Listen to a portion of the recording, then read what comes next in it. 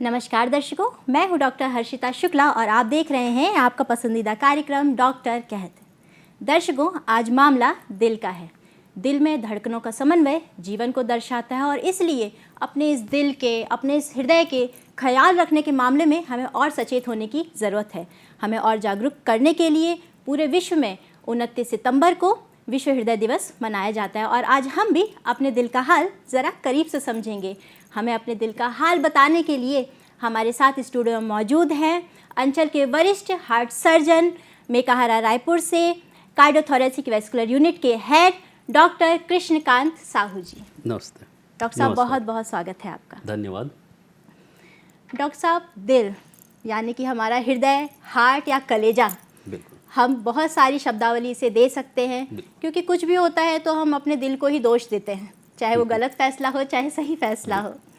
तो विश्व हृदय दिवस की हम बात कर रहे हैं, 29 सितंबर को ये मनाया जाता है। तो ये कब शुरू हुआ और दर्शकों के लिए क्या महत्वपूर्ण बिंदु ये दर्शाता है? बिल्कुल, विश्व हृदय दिवस मनाने का एक कारण होता है कि लोगों को अपने हृदय के बारे में जागरूक करना, क्योंकि आपके हृदय का ख्याल कोई दूसरा नहीं रख सकता, आपको खुद को ख्याल रखना है। हृदय एक शरीर का सबसे पावर सोर्स है, सबसे महत्वपूर्ण पावर सोर्स है।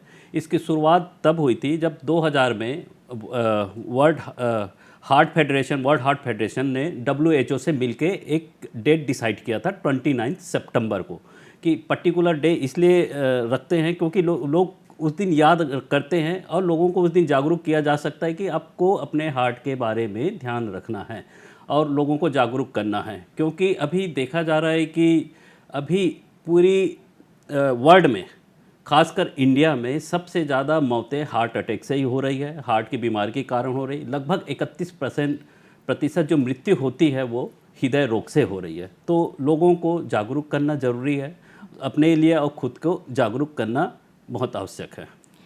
डॉक्टर साहब, अपने दिल को जब समझने की बात हो रही है, हम आज अपने दिल का हाल जानने की कोशिश करने की बात कर रहे हैं और जैसे कि आपने कहा कि हम एक अभियान चला रहे हैं एक तरीके से जागरूकता का, कि हम अपने दिल का ख्याल रखें।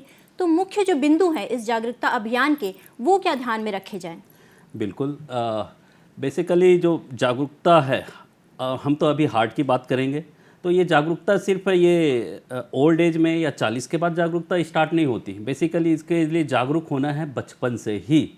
बच्चा जब छोटा रहता है तब उनके ऐसी आदत डालिए कि मतलब स्वस्थ आदत, जैसे कि खेलना कूदना, ज़्यादा मोटापा आने नहीं देना, कार्बोहाइड्रेट कम रखना, प्रोटीन की मात्रा ज़्यादा रखना। उनको उनकी आदत में डालना है कि ग्रीन वेजिटेबल्स खाने हैं, प्रोटीन बीन्स खाने हैं, और ये सब चीज़ें फिर बाद में जाके आदत में शामिल हो जाता है। बच्चों को बचपन से ही सिखाया जाता है कि आपको धूम्रपान से दूर रहना है, अल्कोहल से दूर रहना है और नमक कम खाना है। ये नहीं कि नमक आप 40 साल की उम्र के बाद आपने नमक खाना कम कर दिया तो आपको ब्लड प्रेशर रुक जाएगा। उसकी आदत आपको बचपन से ही डालनी पड़ती है कि आपको दिन में, बच्चा है तो 2 ग्राम से ज़्यादा नमक नहीं खाना 24 घंटे में, और बड़ों हैं उसके लिए 4 से 5 ग्राम। तो ये आदत बचपन से ही बनेगी। वैसे ही व्यायाम की आदत है और बहुत सारे हेल्दी हैबिट्स हैं, ये सब इसी से हम जागरूक करते हैं। मतलब डॉक्टर साहब, ये एक सामान्य एक दायरा हो गया हमारा कि हमें खान पान में ध्यान देना है और कसरत करनी है। इस सारी जीवन शैली में कुछ हम चेंज करके और अपने हृदय की ओर ध्यान दे सकते हैं। लेकिन अगर हम हृदय रोगों की बात करें कि हम हृदय रोग बहुत सारे हैं, क्योंकि आज हमारा जो प्रोग्राम है वो स्पेशली हमने अपने हार्ट को डेडिकेट किया है, तो हम हृदय रोग की बात करें तो हृदय रोग में कौन कौन से प्रकार हैं, कौन कौन से रोग हृदय रोग के अंदर आते हैं? बिल्कुल, आपने बहुत अच्छा क्वेश्चन किया। लोग हृदय रोग का मतलब वही समझते हैं कि किसी को हार्ट अटैक आ गया या किसी की सांस फूले, मतलब उसका मतलब है हृदय रोग। इसके अलावा बहुत सारे हृदय रोग हैं, जैसे कि एक कंजेनाइटल हार्ट डिजीज़ होता है। ये बीमारी तब होती है जब बच्चा माँ के पेट के अंदर होता है तो उनका हार्ट का डेवलपमेंट ठीक से नहीं हो पाता, तो फिर आगे चलकर ये बहुत समस्या उत्पन्न करती है। जैसे कि कई बार क्या होता है कि बच्चा जैसे ही पैदा होता है तो शरीर नीला पड़ जाता है, थोड़े समय में उसकी मृत्यु हो जाती है। या फिर यदि कोई बच्चा बच भी गया तो बाद में उनको तकलीफ़ होती है। और इसके लिए हमें यही जागरूक होना है कि बच्चे को यदि कोई भी तकलीफ़ हो तो उनको आप इकोकार्डियोग्राफी, ईसीजी से चेक कराएं। तो बहुत सारे जो बीमारियां हैं, लगभग 90% बीमारी बच्चों की, वो आजकल सर्जरी या फिर किसी अन्य विधि से ठीक हो जाती है और बच्चा सामान्य जीवन व्यतीत कर लेता है। दूसरा हो गया कोरोनरी आर्टरी डिजीज़, जनरली ये जो बीमारी है जिसको हम लोग इस्केमिक हार्ट डिजीज़ या जिसको छाती में दर्द बोलते हैं, वो होता है 40 की उम्र के बाद। लेकिन आजकल देखा जा रहा है कि ये युवाओं में भी हो रहा है, 25 की उम्र से भी हो रहा है। कई बार तो हमने 18 साल की उम्र के व्यक्ति का भी बाईपास सर्जरी किया है। तो ये कोरोनरी आर्टरी डिजीज़ क्या होती है, ये जो हार्ट होती है हमारी, उनकी मांसपेशियों को रक्त की ज़रूरत पड़ती है, तो उसको एक कोरोनरी आर्टरी उसको सप्लाई करती है। यदि उस कोरोनरी आर्टरी में ब्लड की सप्लाई कम हो जाती है तो मरीज को चेस्ट में पेन होना चालू हो जाता है, और कई बार वो चेस्ट पेन इतना ज़्यादा होता है कि व्यक्ति बेहोश भी हो जाता है। ये होता है कोरोनरी आर्टरी डिजीज़।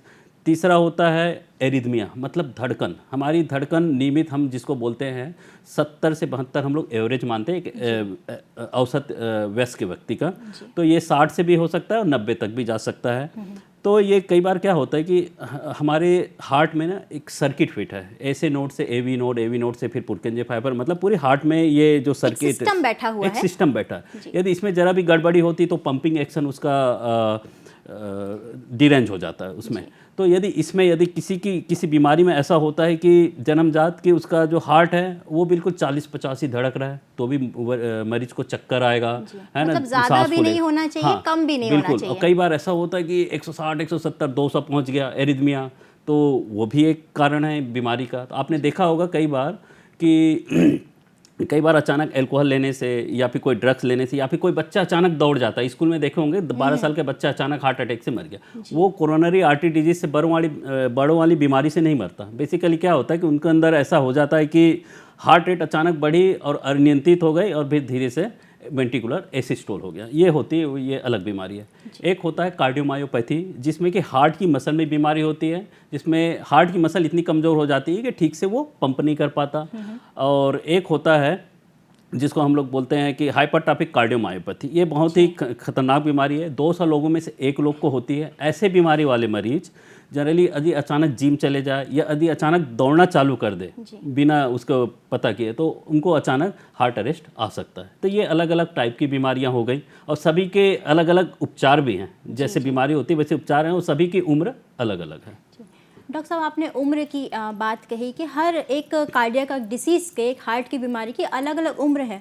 तो समानता, जैसे कि आपने एक पूरी लिस्ट दी है हृदय रोगों की, लेकिन हम एक सामान्य जो जनरल हमारे दर्शक देखते हैं, जो हम देखते हैं आम, कि कम उम्र के लोगों को भी हार्ट अटैक हो जाता है। व्यायाम करने जा रहे हैं तो हार्ट अटैक हो गया, या अभी गरबा चलेगा, नवरात्रि है, तो बहुत सारी हमने ऐसी घटनाएँ सुनी हैं। तो उसकी क्या वजह है, क्या कारण है उसके पीछे? प्री मैच्योर डेथ के बहुत सारे कारण हैं। जो सामान्यतः वयस्कों में होता है वो सबसे मुख्य कारण है कोरोनरी आर्टरी डिजीज़। जैसे कि कोई एक व्यक्ति है, 25 साल का लड़का है, उनके कोरोनरी आर्टरी डिजीज़ में 60 से 70% ब्लॉकेज है। अचानक वो जाएगा, जिम जाएगा, अचानक दौड़ देगा, तो उसको हार्ट रेट इतनी बढ़ जाएगी कि वो हार्ट की मसल को इतना काम करना पड़ेगा कि जो ब्लॉकेज है उसके कारण उसको ब्लड की सप्लाई नहीं मिल पाएगी हार्ट में, और उसको चेस्ट पेन होना चालू हो जाएगा। यदि ब्लॉकेज ज़्यादा है तो तुरंत अरेस्ट हो जाता है। हार्ट अटैक होके, हार्ट अटैक अलग चीज़ है, अरेस्ट अलग है। अटैक मतलब होता है पेन होना, जिसको ब्लड की सप्लाई, और अरेस्ट का मतलब होता है कि इलेक्ट्रिकल एक्टिविटी है, बेसिकली हार्ट का बंद हो जाना, सडन डेथ जिसको बोल सकते हैं। जैसे हम देखते हैं गेम्स में भी कल कई प्लेयर्स हमने देखे हैं कि सडन वो ग्राउंड में गिर गए हैं। बिल्कुल आपने सही कहा। तो वो बिल्कुल अलग ही चीज़ है। तो मुख्य कारण जो होता है 40 से 50 साल युवाओं में, वो है कोरोनरी आर्टरी डिजीज़। और सामान्य पॉपुलेशन आप जैसे देखे हैं 10 से 12-15 साल के, आप सुने होंगे बच्चा स्कूल में दौड़ रहा था। आप एक दिन पहले न्यूज़ में सुने होंगे 12 साल की एक लड़की थी, स्कूल में प्लेग्राउंड में सकम हो गई करके, डेथ हो गई उसकी करके। तो उसका अलग कारण था कि कई बच्चों में, आपको थोड़ा देर पहले बताया कि 200 में से 1 व्यक्ति को हाइपरट्रॉफिक कार्डियोमायोपैथी करके बीमारी होती है। वो बहुत ही खतरनाक होता है, और जैसे ही हार्ट रेट बढ़ता है तो ब्लड की सप्लाई बंद हो जाती है हार्ट में, और मरीज को चेस्ट पेन होकर सीधा कार्डियक अरेस्ट हो जाता है। वयस्कों में जो कारण है वो क्या पहले से दिखाई देता है? हाँ, कई बार ऐसे लक्षण होते हैं कि 60 से 70% लोगों में लक्षण होता है।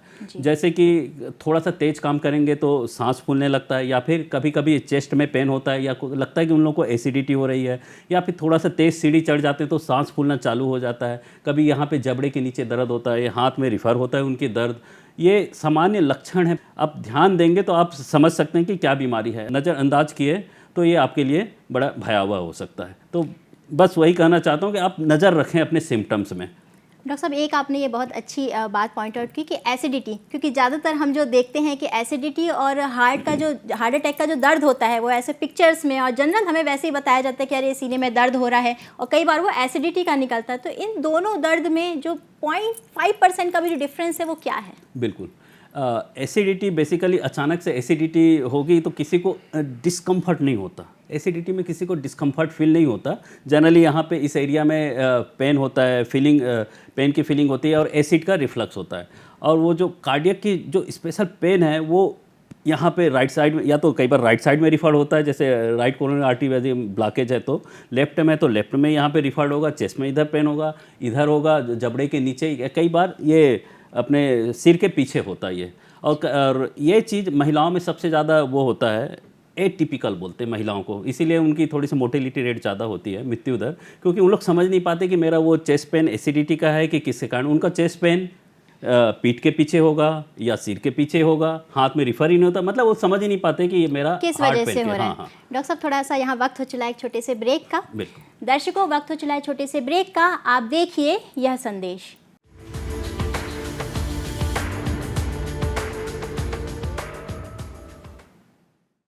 एक जमाने से कहानी है सुना रही आकाशवाणी, फिर आया एंटरटेनमेंट का रेवोल्यूशन, जब कोने कोने पहुंचा दूरदर्शन। कहानी नहीं बदली, स्टाइल गया है बदल। जो कहानियां हम सुनते आए देखते आए, अब वही वैसी ही कहानी सुनाएगा डिजिटल।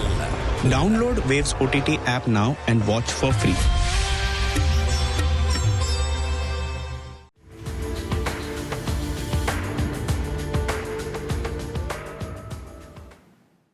दर्शकों, ब्रेक के बाद आपका पुनः स्वागत है। डॉक्टर साहब, हम अपने दिल की बातें जारी करेंगे।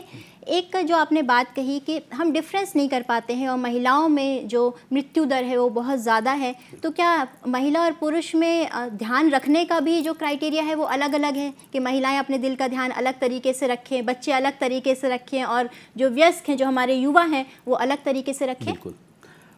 महिलाओं और पुरुषों में यदि देखा जाए दिल की बीमारी की, कोरोनरी आर्टरी डिजीज़ को, तो महिलाओं में 1/3 है, जो बल्कि आजकल अब बढ़ना चालू हो गया। पहले हर 10 में से 3% महिलाओं को वो हार्ट डिजीज़ होती थी, धीरे धीरे ट्रेंड बढ़ रहा है। बट जो महिलाओं की जो चेस्ट पेन के जो टिपिकल सिम्टम्स हैं वो एटिपिकल हैं, बिल्कुल पता नहीं चलता कि उनको एसिडिटी हो रही है कि पीछे चेस्ट में पेन हो रहा है, या फिर साइलेंट हो जाता है, तो उसके कारण उनकी हॉस्पिटल पहुंचने में लेट होता है, इसके कारण उनकी मृत्यु दर इसलिए ज़्यादा है। अच्छा। और आपने बताया कि बच्चों में क्या ध्यान देना चाहिए और बड़ों में हार्ट के लिए, और महिलाओं में क्या केयर करना चाहिए, तो जनरली क्या होती है, महिलाएं होती है वो घर की गृहस्थी में बिल्कुल मतलब फंसी हुई रहती है, वो अपना ध्यान नहीं दे पाते। उनको लगता है कि आज का थोड़ा सा काम हो जाए तो फिर मैं डॉक्टर के पास जाऊं, या कुछ घरेलू उपचार बिल्कुल कर लेते बिल्कुल हैं। हाँ, घरेलू उपचार में वो अदरक लहसुन के चक्कर में रह जाते हैं, तो अदरक पीने से खून पतला हो जाएगा तो मुझे अच्छा लगेगा। लेकिन धीरे धीरे जितना आप समय व्यतीत करेंगे चेस्ट पेन के बाद, उतना आपके लिए ही भयावह रहेगा, उसके रिजल्ट अच्छे नहीं आते। जी डॉक्टर साहब, जैसे कि आपने अभी घरेलू उपचार की बात कही, और एक मैं समझूंगी कि आप समझाना चाह रहे हैं कि सामान्य जो दिल को हेल्दी रखने का जो तरीका है वो छोटी छोटी चीज़ों को ध्यान रखने के लिए बहुत ज़्यादा ज़रूरी है कि आप अपने सांसों की गति में आप ध्यान रखें, एसिडिटी हो उसमें डिफरेंस समझें। लेकिन ये जो घरेलू उपचार हैं ये कई बार मामला बिगाड़ देते हैं कि आपको कुछ पेन हो रहा है तो आप अजवाइन का पानी पी लीजिए, कोलेस्ट्रॉल कम हो जाएगा अगर आप सुबह खाली पेट लहसुन की कली खाते हैं। तो इन सब बातों में कितनी सच्चाई है, और क्या ये असल में सही करती हैं चीज़ों को या और बिगाड़ देती हैं? बेसिकली है हमारा जो भारत देश है वो आयुर्वेदिक प्रमुख देश है, तो लोग आयुर्वेदिक सही हैं बहुत सारी चीज़, बट वो शुरुआत में कब, जब आप आपकी उम्र जब 15-20 साल की हो तब से आप इस चीज़ को करें। हर रोज़ लहसुन की कली खाना तो खा सकते हैं, अदरक खाना है खा सकते हैं, अजवाइन खाना खा सकते हैं, बट जब आपको चेस्ट पेन हो रहा है तो ये सब कोई काम नहीं आता। आपको चुपचाप आपको डॉक्टर के पास जाना है और आपको चेकअप कराना है। डॉक्टर ही समझेगा कि आपको एसिडिटी है कि आपको चेस्ट में पेन है। सिंपल सा ECG होता है, ट्रॉप आई टेस्ट होता है, और नहीं होता तो फिर आपको एंजियोग्राफी करा के वो ब्लॉकेज देख लेते हैं। सबसे मेन चीज़ है समय पे ट्रीटमेंट मिलना। मतलब इन सारी चीज़ों का इलाज से कोई संबंध बिल्कुल नहीं बिल्कुल है। बिल्कुल। और आप लहसुन और अदरक के बीच में नहीं पड़ना है जब चेस्ट पेन हो रही है तो। जी, मतलब अगर हम पहले से सामान्य अगर ध्यान रखने की बात बिल्कुल। करें डॉक्टर साहब, तो क्या ये सारी चीज़ें फ़ायदेमंद हैं? कुछ हद तक है, जैसे कि हम आयुर्वेदिक में सुने हैं कि लहसुन कोलेस्ट्रॉल कम करता है, अदरक जो है वो खून को पतला करता है, लेकिन ये शुरुआती चीज़ें हैं। बहुत शुरुआत, आपको जब बीमारी नहीं हुई है तब ये काम आएगा। तो अगर डॉक्टर साहब मान लीजिए कोई सामान्य हमारा दर्शक है जो घर में हमें देख रहा है, तो अगर हम उसे सामान्य अपने दिल का ख्याल रखने की सलाह देना चाहते हैं, तो क्या हम उसे कोई ऐसा घरेलू उपचार जो बेनिफिट दे वो बता सकते हैं? उपचार में ना जी, उपचार में आप खा सकते हैं लहसुन, आपको अच्छा लगता है तो खा सकते हैं, बनिस्बत कि आपको गैस्ट्राइटिस ना हो। उससे कहीं कोई लहसुन से कई लोगों को पेट में बहुत ज़्यादा जलन होती है। और बेसिक चीज़ है बस यही है। और मेन चीज़ है आपका जो रूटीन है वो ठीक करना है। रूटीन में क्या क्या आते हैं, आपको एटलीस्ट हर रोज़ आधा से 1 घंटा आपको एक्सरसाइज करना है। वो भी शुरुआत में ना, जब चेस्ट पेन हुआ तब ये सब काम नहीं आने वाले, ये शुरुआत हम में। देखभाल की बात कर हाँ, रहे ये हैं। देखभाल की बात जी। है और शुरुआत में हो गया। दूसरा, आप रूटीन सेट करिए, हमेशा ग्रीन वेजिटेबल, प्रोटीन्स, ये सब आप पर्याप्त बिल्कुल नींद, पर्याप्त पानी, नींद सब। बहुत ज़रूरी है, जी। मिनिमम 8 घंटे, क्योंकि आपका हृदय उसी समय ही रेस्ट करता है। क्योंकि ये ऐसा यंत्र है हमारे शरीर का हृदय कि 24 घंटे इसको धड़कना है, बस उसी समय ही उनको रेस्ट मिलता है। और रेस्ट मिलेगा तो आपके जो बॉडी में जो कार्टिसोल के लेवल हैं, जो स्ट्रेस हार्मोन है, वो कम होता है। वो कम होने के कारण ही शरीर में इन्फ्लेमेशन कम होता है। शरीर में इन्फ्लेमेशन कम होता है तो जो नसों में जो ब्लॉकेज होती है उनके चांसेस कम हो जाते हैं। डॉक्टर साहब, हमने कई बार सुना है कि मधुमेह हो गया या स्ट्रेस लेवल कई बहुत लोगों का बहुत ज़्यादा बिल्कुल, होता है, तो उसमें या कोलेस्ट्रॉल या थायराइड बहुत ज़्यादा है किसी का, तो उसमें हृदय रोग होने की संभावना क्या बहुत ज़्यादा बढ़ बिल्कुल जाती आपने है? सही किया, क्वेश्चन किया है। मधुमेह एक सबसे हार्ट के लिए सबसे घातक बीमारी है, पर जब इसको आपने कंट्रोल नहीं किया, हम ऐसे बहुत सारे मरीज को देखें जिनका मधुमेह मतलब बचपन से ही मधुमेह है बट कंट्रोल है, तो आज तक उनको भी कार्डियक की बीमारी नहीं हुई, कोरोनरी आर्टरी डिजीज़ नहीं हुई। और वैसे ही यदि आप कोई व्यक्ति, कुछ होते हैं हम जिसको ना मॉडिफाइबल डिजीज़ बोलते हैं, एक नॉन मॉडिफाइबल होता है। मॉडिफाइबल में होता है कि कुछ बीमारियां जैसे मधुमेह हो गया, उसको आपको कंट्रोल करना है। हाइपरटेंशन है, उसको आपको कंट्रोल करना है। जैसे कोलेस्ट्रॉल का लेवल ज़्यादा है, उसको कंट्रोल करना है। एक नॉन मॉडिफाई, जैसे कोई धूम्रपान वगैरह करते हैं या तंबाकू खाते हैं, खासकर गांव में ना गुड़ाखू घिसते हैं। जी, लोगों को लगता है कि गुड़ाखू घिसने से नहीं होता, वो उतना ही नुकसान करता है जितना कि एक बीड़ी या सिगरेट पीने से ही होता है। तो गांव की महिलाएं जो बाईपास के लिए आती ना, हम जब हिस्ट्री पूछते हैं तो सब गुड़ाखू की हिस्ट्री निकलती है। तो ये हो गया। अब नॉन मॉडिफाइबल में आ जाता है फैमिलियर, जो जिसकी फैमिली में जैसे कि हाइपर कोलेस्ट्रेमिया है, उनको बहुत ज़्यादा चांस है कि उनके जो हार्ट की नसों में कोरोनरी आर्टरी डिजीज़ होने के ज़्यादा चांस है। कुछ होता है ब्रुगाडा सिंड्रोम वगैरह होता है, जो धड़कन को कंट्रोल करने वाली हमारी जो सर्किट होती है उसमें बीमारी होती है, वो भी जन्मजात होती है। मतलब डॉक्टर साहब, हम कह सकते हैं कि जनरल जैसे हम शुगर का या जनरल सीबीसी या ब्लड टेस्ट कराते हैं, हमें एक टाइम के बाद में अपने हृदय की भी जांच करानी चाहिए। बिल्कुल बिल्कुल तो बिल्कुल। क्या इसका कोई टाइम ड्यूरेशन है हर उम्र के लिए कि इतने समय में एक बार हृदय जांच करानी चाहिए? मुझे तो लगता है कि जैसे बच्चों में है, बच्चों में एक बार ईसीजी और इकोकार्डियोग्राफी करवा लेना चाहिए। इससे ये पता चल जाता है कि बच्चों को कोई जन्मजात तो रोग नहीं है। कुछ ऐसे जन्मजात रोग हैं जैसे एट्रियल सेप्टल डिफेक्ट और वेंट्रिकुलर सेप्टल डिफेक्ट। ये बचपन में बिल्कुल बच्चा सामान्य रहता है, सामान्य बच्चों की तरह खेलता है। जैसे ही उम्र 10, 15 या 20 साल की होती तो इनको ये लक्षण परिलक्षित होते हैं। यदि ये बीमारी समय से पहले पता चल जाए और इनका ऑपरेशन हो जाए तो बच्चा बिल्कुल सामान्य व्यक्ति की तरह जी सकता है। तो इसलिए ये उपयोगी हो गया बचपन में। और उसके बाद जैसे ही कोई युवा 20 या 25 साल का होता है, 25 साल का, क्योंकि हम लोग पहले ना इसको 40 साल बोलते हैं, लेकिन अब युवाओं में हमने देखा कि मृत्यु दर बढ़ रही है। तो कम से कम युवाओं को अपने शरीर का ईसीजी, एक टीएमटी टेस्ट है ना, इकोकार्डियोग्राफी, कोलेस्ट्रॉल, और एक हम लोग आजकल बोलते हैं कि आप रीनल फंक्शन टेस्ट भी करा लो। ये सब जरूरी है। ये सब करवा ले, मतलब एक हाँ सामान्य है। आपको समय रहते पता चल गया ना कि आपकी ट्राइग्लिसराइड ज़्यादा है, कोलेस्ट्रॉल ज़्यादा है, तो आप उसको रोकने की कोशिश करेंगे। आप एक्सरसाइज करेंगे, या हो सकता है यदि एक्सरसाइज से भी ठीक ना हो तो आप परहेज से देखभाल कर सकते हैं कि अभी देर नहीं हुई है। बस। डॉक्टर साहब, देर होने के बाद जैसे कि हम सुनते हैं हार्ट अटैक हो रहा है, एंजियोप्लास्टी हो रही है, एंजियोग्राफी हो रही है, स्टंट डल रहा है, पेस मेकर लग रहा है, तो इन सारे इलाजों में क्या डिफरेंस है और क्या मरीज ध्यान में रखे कि भाई अब घबराना नहीं है, आप सही हो जाएंगे, हम अपने नॉर्मल लाइफ में आ सकते हैं? बस मैं अच्छा क्वेश्चन है, क्योंकि लोग इसी चीज़ में उलझे रहते हैं कि भाई ये एंजियोग्राफी क्या है। सामान्य व्यक्ति तो नहीं समझता एंजियोग्राफी क्या है, एंजियोप्लास्टी क्या है, बाईपास सर्जरी क्या है, पेसमेकर।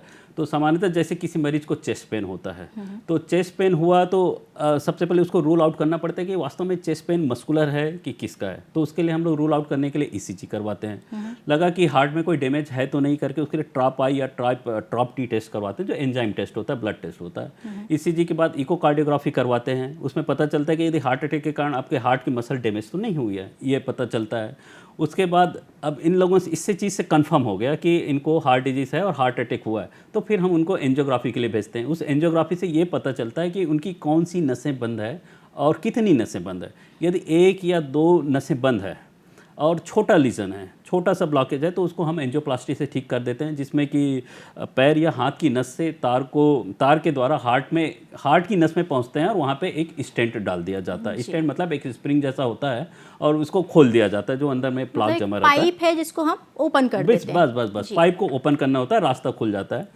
अब लगा कि एंजियोग्राफी में 3 से 4 नसें ब्लॉक है और ब्लॉक ऐसे है कि जिसमें कि हम उसमें स्टेंट नहीं कर पा रहे हैं, तब उस व्यक्ति को बाईपास कराना पड़ता है। तो कई लोग ऐसे होते हैं जिसमें कि डॉक्टर ने तो यार मेरे को एंजियोप्लास्टी बोला है, लेकिन कोई फिर अपने दोस्त से पूछेगा नहीं तू बाईपास सर्जरी करवा ले, तो ये कंट्रोवर्सी होता है। लेकिन सबसे अच्छी सलाह आपके डॉक्टर ही देंगे जिन्होंने एंजियोग्राफी की है। अभी वही चीज़ बता रहा था कि यदि 4 नसों में ब्लॉक है तो आपको बाईपास सर्जरी करवानी पड़ेगी। अब ये हो गई। अब पेसमेकर उन लोगों को लगता है जिनकी धड़कन अचानक से कम हो गई, जैसे कि 30 का रेट हो गया, 40 का हार्ट रेट हो गया पर मिनट, उनको पेसमेकर की ज़रूरत पड़ती है, क्योंकि यदि 40 के हार्ट रेट रहेगी तो आपको बार बार चक्कर आएगा और सांस फूलना चालू हो जाएगा। ये तब होता है जब या तो आपकी जो सर्किट सिस्टम है उसमें किसी नस, उसको जो सप्लाई करने वाली कोई नस है उसमें ब्लॉकेज आ गई, तब फिर वो हार्ट रेट आपका कम हो जाएगा। राइट साइड की यदि कोरोनरी आर्टरी ब्लॉक होती तो हार्ट रेट कम, तो वैसे कंडीशन में पेसमेकर डालना पड़ता है। कई लोगों को बचपन से बीमारी होती है सर्किट की, एस ए नोड और एवी नोड 6 सिंड्रोम बोलते हैं, उसको पेसमेकर की ज़रूरत पड़ती है। मतलब एक पूरा ये रिदम है, एक साइकिल है या एक जर्नी बोल सकते हैं कि इसके बाद ये टेस्ट होता है, इसके बाद ये टेस्ट होता है, तो इसमें घबराने वाली कोई बात नहीं है। आप अपने डॉक्टर पे, अपने चिकित्सक पे भरोसा रखिए और जांच के बाद जो भी वो आपको गाइड कर रहे हैं उस पर आप आँख बंद करके चलिए। बिल्कुल बिल्कुल। डॉक्टर साहब, अगर हम बात करें एक आजकल के माहौल की, क्योंकि स्ट्रेस बहुत ज़्यादा है, जंक फूड हम खा रहे हैं, प्रोसेस्ड फूड खा रहे हैं, लाइफस्टाइल में डिफरेंट है, लोग कर रहे हैं 8 घंटे की शिफ्ट कर रहे हैं, 9 घंटे की शिफ्ट कर रहे हैं, तो एक खास मतलब कुछ थोड़े बहुत चेंज करके भी क्या हम अपने दिल का ख्याल रख सकते हैं? ठीक है, वो सबको कोई बीच का रास्ता निकल सकता बिल्कुल है? बिल्कुल बिल्कुल। जैसे कई लोग व्यस्त रहते हैं, सबसे ज़्यादा व्यस्त तो डॉक्टर रहते हैं, उनको कभी तो 12 घंटे की जो रात होती है उसमें 5 घंटे भी नींद नहीं पड़ती, तो हम वही वो कर रहे हैं कि आप उसको मॉडिफाई करिए, कैसे भी करके अपने आप को रिलैक्स रखिए, टेंशन फ्री रहने की कोशिश करिए, क्योंकि इस दुनिया में कोई टेंशन फ्री नहीं हो सकता, लेकिन उस लेवल को कम करने की कोशिश करिए। उसके बहुत सारे तरीके हैं टेंशन फ्री होने के। आप बच्चों के साथ खेल सकते हैं, अपने घर में यदि छोटे छोटे बच्चे तो उनके साथ आप समय बिताएं। आप अपना कोई स्पोर्ट्स चुनिए, सबसे अच्छा चीज़ होता है स्पोर्ट्स, आपका मनपसंद हॉबी होना चाहिए, उसमें आप समय बिताएं, तो आपके जो टेंशन की जो चीज़ें हैं वो कम हो जाती है। और एक्टिव स्पोर्ट्स चुनें, सबसे अच्छा है कि जैसे चेस वेस से ज़्यादा अच्छा है, मैं हमेशा लोगों को सलाह देता हूँ एक्टिव स्पोर्ट। किसी को दौड़ना है तो दौड़े, किसी को स्केटिंग करना है तो स्केटिंग करे, और किसी को स्विमिंग करना है तो स्विमिंग करे, ये सब उसमें इन्वॉल्व होना चाहिए। और हमेशा डाइट में ध्यान रखें, हमेशा बोल रहा हूँ, हमेशा डाइट में ध्यान रखें। जैसे कोई व्यक्ति है बाहर काम करने जाता है तो जनरली क्या होता है कि नहीं हम होटल में खा लेंगे, नहीं हम बाहर जाके समोसा खा लेंगे, वहाँ पे होटल में मिल जाता है, बट वैसा ना करें, क्योंकि वो फास्ट फूड होता है, क्योंकि उसमें बहुत ज़्यादा साल्ट होते हैं। दूसरा, जो ऑयल की जो क्वालिटी होती है वो जनरली बाहर में सब पाम ऑयल यूज़ करते हैं, जो हाईली सैचुरेटेड फैटी एसिड होती है, वो आपके नसों को ब्लॉक करने का काम तेज़ी से करती है, बहुत जल्दी ब्लॉक होता है। और यदि आप घर का सिंपल सा खाना एक टिफ़िन ले जाएं, आप हमेशा टिफ़िन में साथ, मैं भी हार्ट सर्जन होकर भी मैं घर से टिफ़िन लेके जाता हूं, जैसे ही सर्जरी ख़त्म होती है टाइम मिलता है मैं घर का ही टिफ़िन खाता हूं, कोशिश करता हूं कि घर का ही खाएं। तो ऐसे में आप बहुत कुछ बच सकते हैं। और वही रेस्ट लेने की, एटलीस्ट आप 8 से 9 घंटा रेस्ट लेने की कोशिश करें मिनिमम, जिस समय आपका हार्ट रेट डाउन होगा, आपका हार्ट उस समय रेस्ट करेगा और टेंशन लेवल कम होगा और कार्टिसोल लेवल भी कम होगा, जिसके कारण आपको हार्ट अटैक के आने के चांस कम होंगे। डॉक्टर साहब, अगर हम अगर एक बात करें सलाह की, कि जैसे तेल के बारे में कहा जाता है कि ये तेल नहीं खाना चाहिए और इससे ब्लॉकेज होता है, तो बिल्कुल छोटा, ये बिल्कुल आखिरी सवाल है, समय हमारे पास कम है, कि क्या कौन सा तेल खाना चाहिए? वैसे तो सारे तेल नुकसान करते हैं यदि आपने ज़्यादा मात्रा में खाएं। आप कोशिश करें कि अनसैचुरेटेड फैट खाएं। अनसैचुरेटेड मतलब होता है सामान्य तेल, जैसे कि सनफ्लावर का ऑयल हो गया, मतलब प्रोसेस्ड तेल ना लें। हाँ, प्रोसेस्ड तेल ना लें।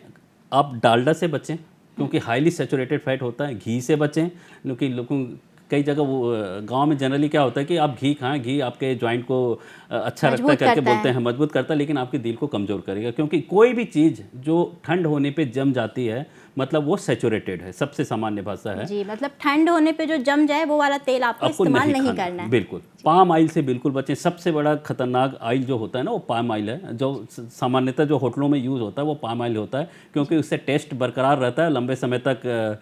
लोग सस्ता भी पड़ता है, इसलिए सारे होटल और ठेले वाले लोग वही मतलब तेल हमें यूज़ अपने करते हैं। आसपास भ्रमित नहीं होना है, बिल्कुल। बिल्कुल अपने जीवन शैली पे, शुद्ध जीवन शैली में बिल्कुल स्टिक रहना है। बिल्कुल बिल्कुल। डॉक्टर साहब बहुत बहुत धन्यवाद आपका, आपने हमारे दर्शकों को इतनी अच्छी जानकारी दी, उनको उनके दिल के करीब पहुंचाया। बहुत बहुत धन्यवाद। Thank you, thank you. दर्शकों, मैं उम्मीद करती हूँ कि आपने अपने दिल का हाल ज़रूर समझा होगा, हमारी बातों को बहुत ध्यान से सुना होगा, अपने जीवन में उतारिएगा। जितनी भी डॉक्टर साहब ने आपको सलाह दी, अगली बार फिर एक नए विषय के साथ में हाजिर होंगे। तब तक के लिए अपना बहुत ख्याल रखिए, मुस्कुराते रहिए, अपने दिल का ख्याल रखिए। नमस्कार।